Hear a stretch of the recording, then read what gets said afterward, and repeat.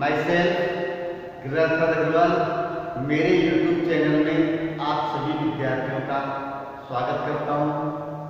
आज मैं आपके सामने एक नया बिंदु लेकर उपस्थित हुआ हूं और वह बिंदु कक्षा 6 से 10 तक के विद्यार्थियों के लिए बहुत ही इम्पोर्टेंट है। परीक्षाओं में प्रश्न भी आता है तो हमें इस वीडियो को ध्यान से देखना है और जिन्होंने सब्सक्राइब नहीं किया है चैनल को, बार बार रिक्वेस्ट किया जा रहा है। जब भी मैं वीडियो बनाता हूं प्रारंभ में यही बात कहता हूं कि प्लीज इस चैनल को सब्सक्राइब करें। और आप में से कई ऐसे कर भी रहे हैं, लेकिन कुछ विद्यार्थी जो नहीं करते तो वो भी करें, अच्छा फायदा मिलेगा। परीक्षा की दृष्टि से महत्वपूर्ण बिंदु है। और अपना बिंदु narration, direct indirect speech. Narration इसमें आता है डायरेक्ट इनडायरेक्ट स्पीच। तो देखिए, पिछले वीडियोज में मैंने आपको डायरेक्ट इनडायरेक्ट से संबंधित 6 यूजेज जो चेंजेज होते हैं वो मैंने आपको लिखवाया।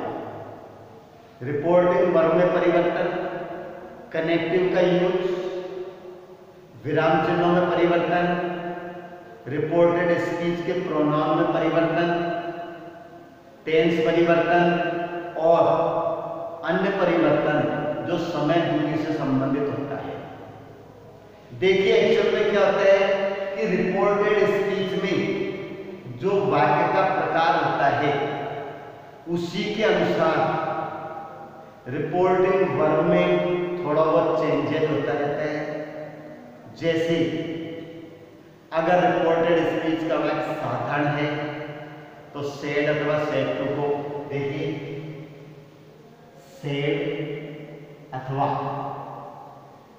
सेड टू को टोल्ड में बदलते हैं। अगर रिपोर्टेड स्पीच प्रश्नवाचक है तो सेड अथवा सेड टू को आस्क्ड में बदलते हैं। इसी तरह कनेक्टिव ग्रुप में टोल्ड बदल रहे तो यहाँ पर दैट लगाते हैं और इंट्रोगेटिव में हम if,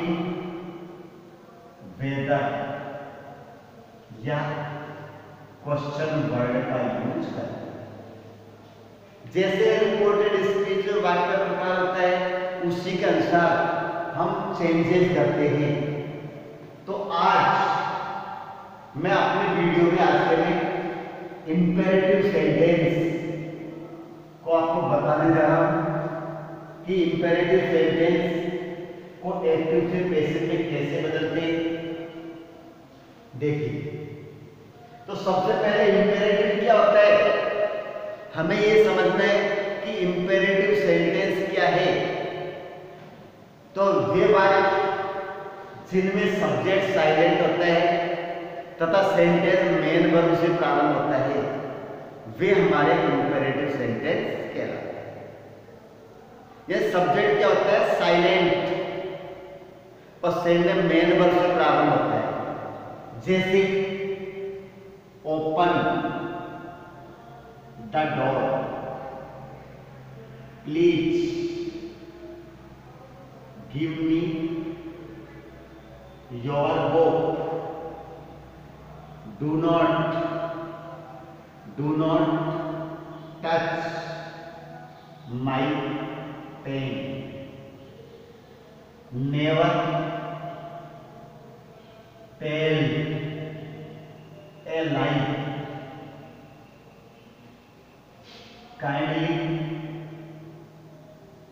grant this, kindly grant this Dzire,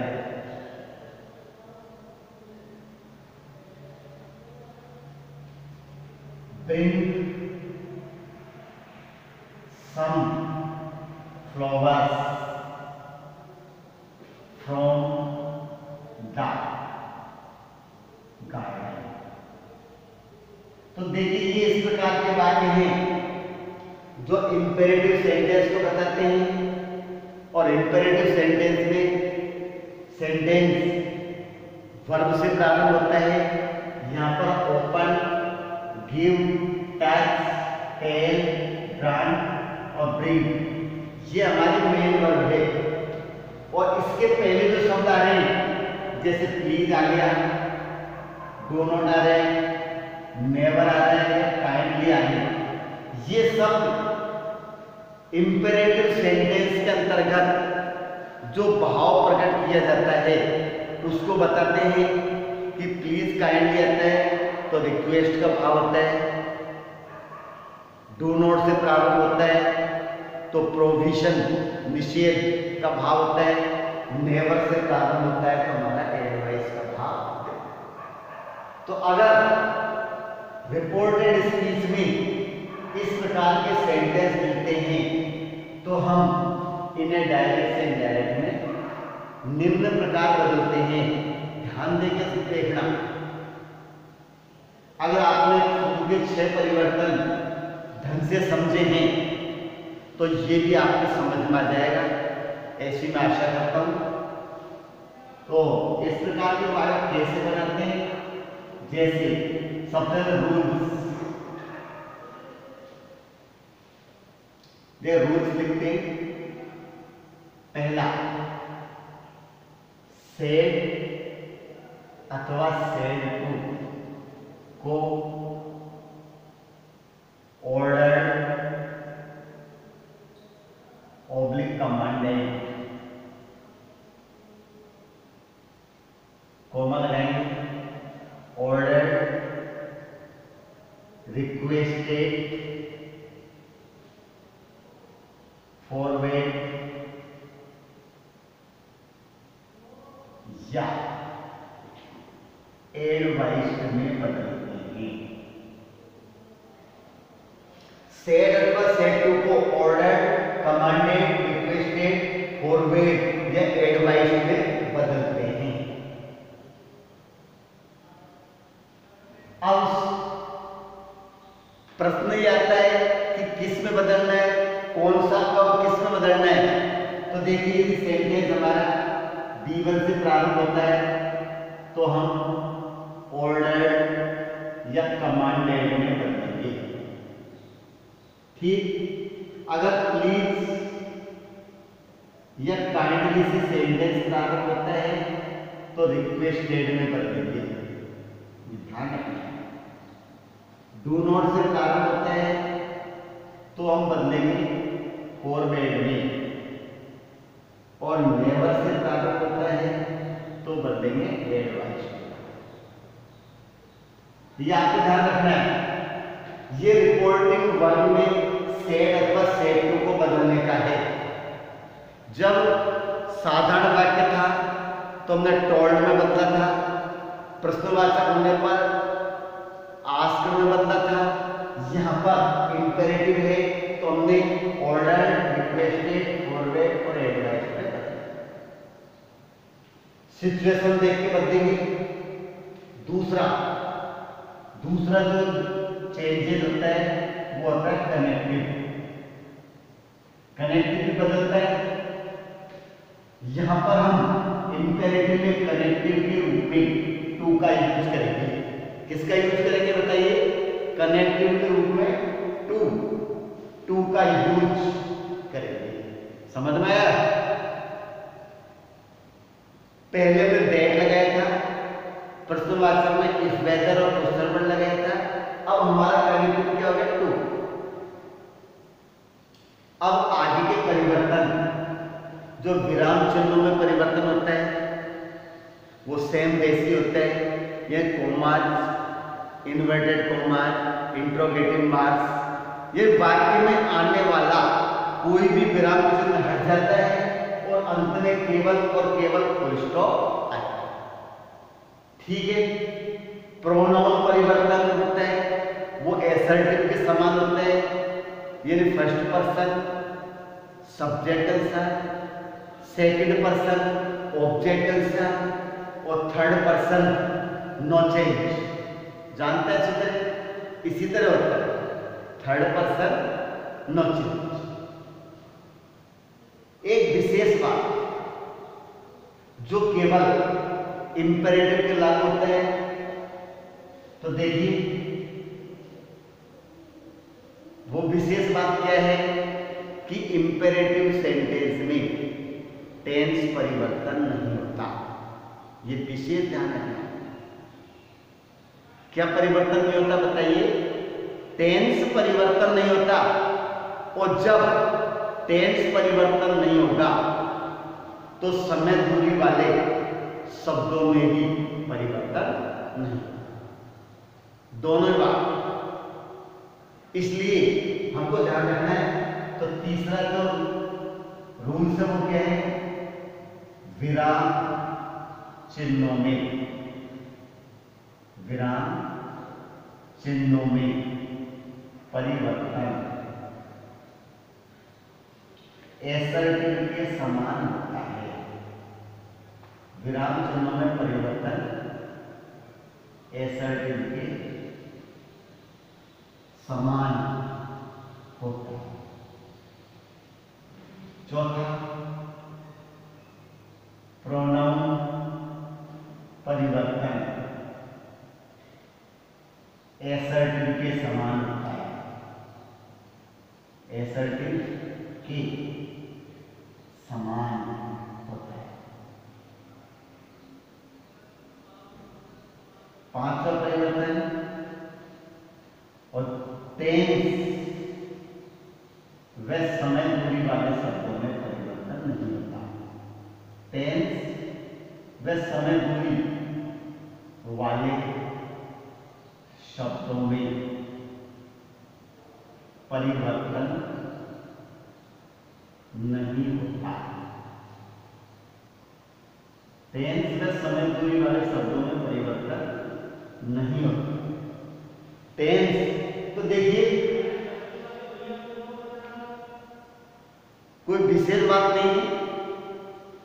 वाक्य का प्रकार बदलता है तो सब चीज वो तो वही है।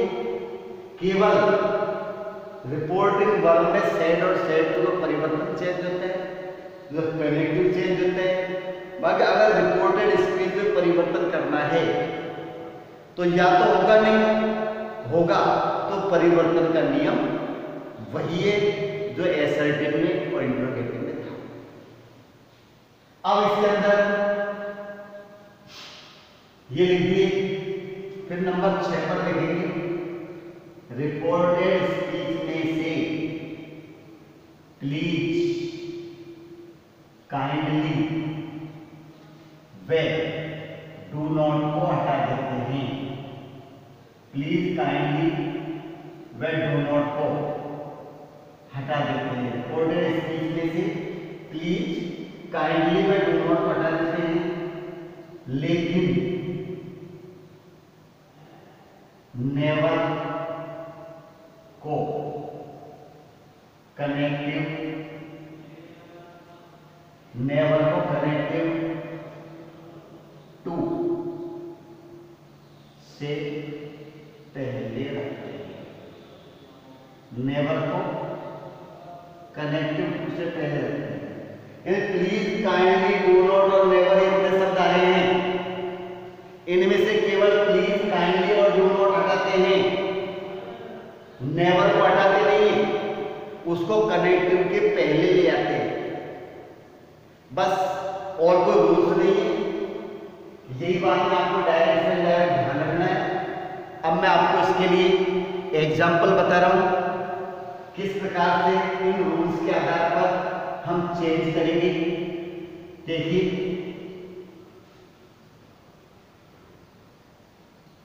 कक्षा 10वीं बोर्ड की परीक्षा में तो ऐसे प्रश्न बहुत आते हैं जो इंपेरेटिव से संबंधित होता है। तो कक्षा 10 वाले विद्यार्थियों से मैं विशेष रिक्वेस्ट करता हूं कि वो तो कम से कम बहुत अच्छे ढंग से देखें। पहला है the teacher said to me, comma inverted commas, open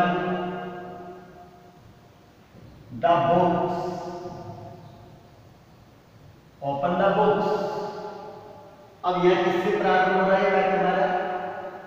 B1 से। किससे प्रारंभ हो रहा है? B1 से। तो सेड टू का क्या होगा? The teacher ordered, the teacher ordered me, connecting to में टू लगा दिया, शेष पूरा ओपन द बुक्स, ये बढ़िया। सेड टू को ऑर्डर कनेक्टिव टू लगा दिया और रिपोर्टेड स्पीच में हमारा कोई परिवर्तन नहीं। इसी तरह दूसरा वाक्य देखते हैं। ही said to Priya, please give me your book for something. तो he said to Priya, please give me your book for some time. कृपया कुछ समय के लिए मुझे अपनी पुस्तक दो। प्लीज गिव मी। तो प्लीज शब्द आते ही यहाँ पर क्या जाएगा? रिक्वेस्टेड। तो ये जाएगा ही रिक्वेस्टेड प्रिया। कनेक्टिव टू लगा देंगे, टू गिव। प्लीज शब्द हट गया तो प्लीज का भाव रिक्वेस्टेड बन गया। तो ही requested Priya to give me का हो जाएगा हिम। हर जोवर का हर हो गया, बुक फॉर सम। तीसरा वाक्य अपन लिखते हैं।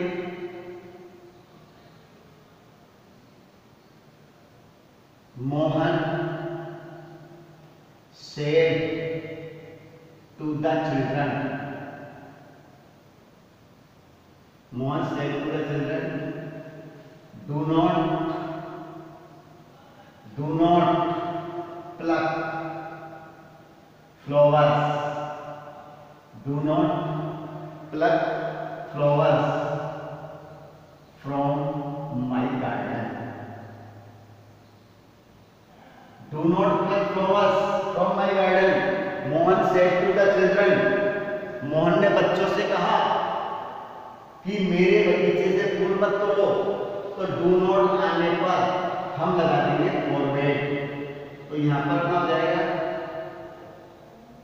Mohan forward the children. अब फॉरवर्ड का मतलब क्या होता है बताइए? मना करना। डू नॉट का भी तो मना करना होता है, इसलिए डू नॉट को हमने हटा दिया। तो Mohan forward the children to, फिर प्लक फ्लावर्स फ्रॉम माई, किसके आधार पर होगा? मोहन के आधार पर। तो हिज, मोहन का ही आता है और ही का पजेसिव वर्ड बनता है हिज। तो फ्रॉम हिज गार्डन। तो Mohan forward the children to pluck flowers from his garden. चौथा एग्जाम्पल हम देखेंगे। नेवर वाले वाक्य में क्या होता है? अगर सेंटेंस नेवर से प्रारंभ होता है तो उसमें एडवाइस का भाव होता है। किसका भाव होता है उसमें? एडवाइस। और जब एडवाइस का भाव होता है तो एडवाइस करता है, जैसे my father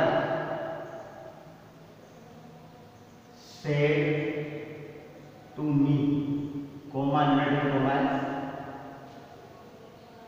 never tell a lie, never tell a lie। अगर डू नॉट से प्रारंभ होता है तो प्रोमिशन का भाव, नेवर से प्रारंभ होता है तो एडवाइस का भाव। तो क्या लिखेंगे? माई फादर एडवाइस्ड मी। अब नेवर को हटाना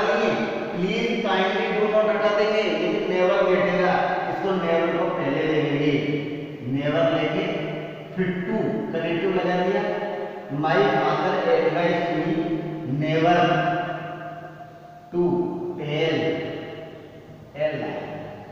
तो my father advise me never to tell a lie.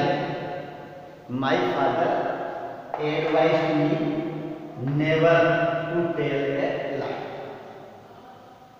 यानी इस प्रकार के वाक्य होते हैं जिनमें कमांड, रिक्वेस्ट, एडवाइस या प्रोविजन का भाव होता है।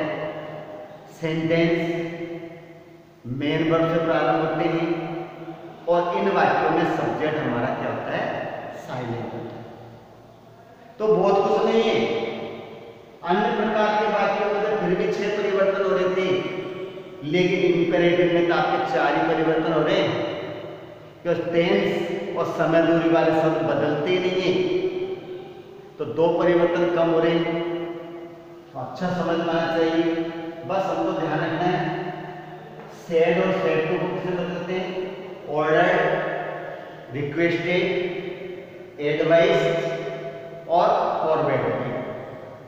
कनेक्टिव क्या लगाते? टू लगाते हैं और चेंज करने के बाद रिपोर्टेड स्पीच में से प्लीज, काइंडली, डू नॉट व नेवर को हटा देते हैं। नेवर को नहीं हटाते, प्लीज, काइंडली व डू नॉट को हटाते हैं और नेवर को हम कनेक्टिव के पहले रखते हैं। तो इस प्रकार से हम इंपेरेटिव सेंटेंस को चेंज करते हैं। अब एक बात और बता रहा हूं, the boy said to the teacher. The boy said to the teacher, comma inverted commas, kindly allow me to go there. Kindly allow me to go there. The boy said to the teacher, kindly allow me to go there. क्या जाएगा? The boy requested the teacher.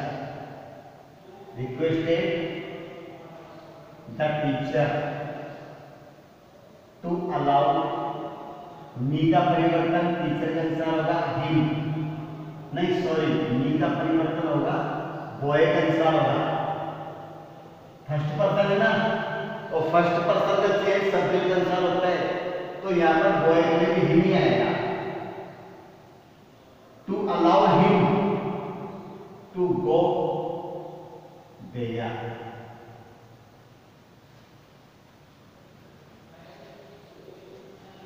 दूसरा, he said to me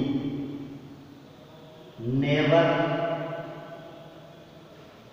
abuse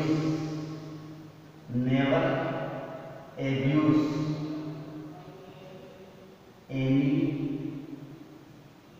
person. Never abuse, तो अपन जानते हैं जहां never say प्रारंभ होता है वहां पर हमारा एडवाइस का भाव आता है, और एडवाइस के भाव आने पर एडवाइस, तो ही एडवाइस मी लिख दिया। अब नेवर को कहाँ लाएंगे? बाहर। पहले नेवर लिख दिया, अब नेवर के बाद कनेक्टिव लिखेंगे to. Never to abuse any person. इस प्रकार से हम इंपेरेटिव सेंटेंस को डायरेक्ट से इनडायरेक्ट बनाते हैं।